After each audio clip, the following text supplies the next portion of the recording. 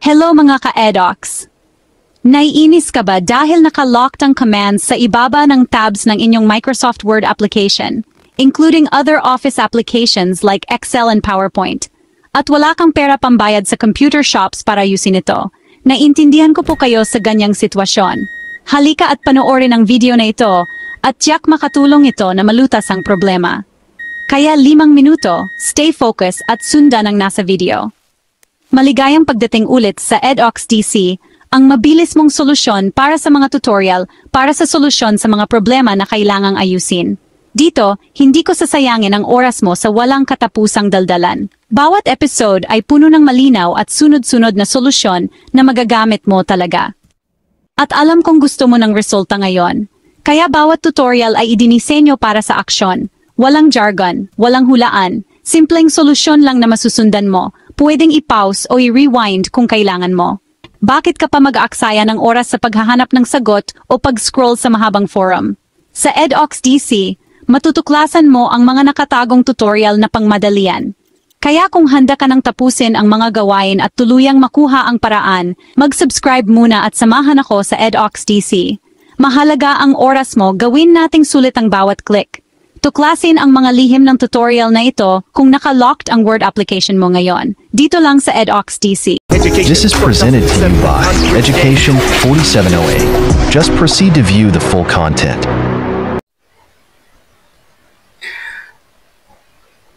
Magandang araw mga ka-edocs. Sa episode natin ngayon, isa na namang pagtuklas sa mga hindi pa natin napag-alaman, lalo na sa mga problema sa application ng laptop. Sa araw na ito ay ating ituturo kung paano paglutas sa problema tungkol sa application na hindi gumagana, lalo na sa Word application. No? So, simulan na natin. I-open natin, punta tayo dito, hanapin natin yung Word na application.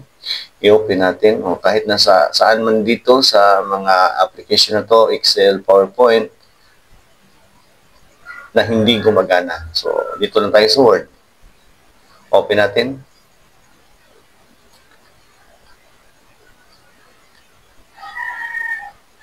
Makikita natin na yung mga commands sa taas.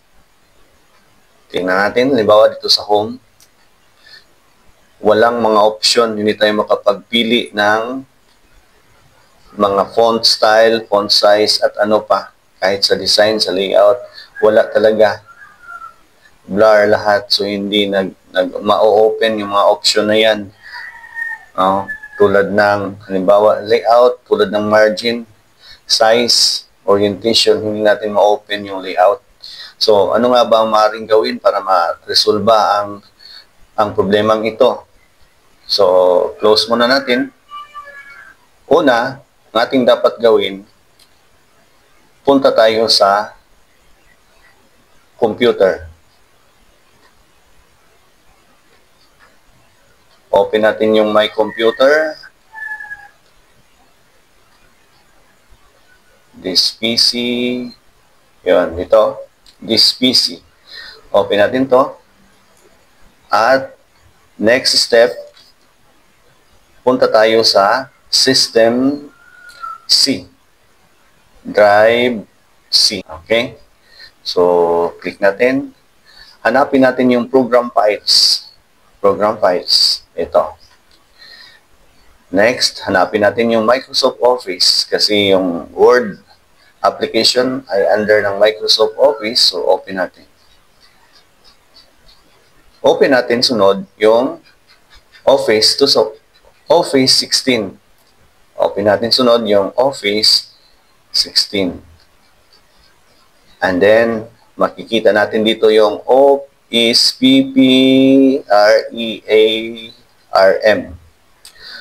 Office PPREARM.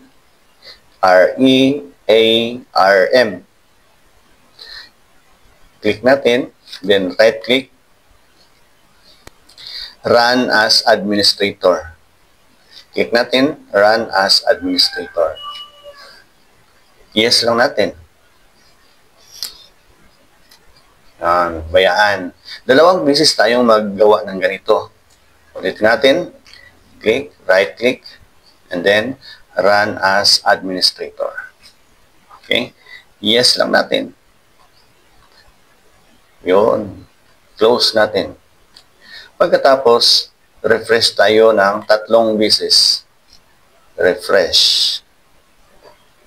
1, right click, then refresh, click, 2, then right click, then refresh, click. Okay. So, balik tayo doon sa pag-open ng Word document, Word application. Double click. Pareho kanina, pero tingnan natin, abangan kung may nagbabago ba. O parang suspense to. Ano kaya ang maaaring mangyari? Wala pa, hindi nakita yung mga other commands. Click natin yung home. Meron na. Hindi na blur. May mga options na. Makapili na tayo ng font size, and then sa design, kanina, hindi ito gumagana ang margin, yung orientation, at saka yung size. No? So, pwede na tayong makapili ng A4.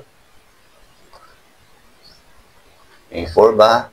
Yung margin, makapili na. So, yan lang. Ang bilis lang, ano? Subukan natin ang ibang mga application. Kung pareho lang ba. Tingnan natin yung Excel. Or yung PowerPoint muna. PowerPoint.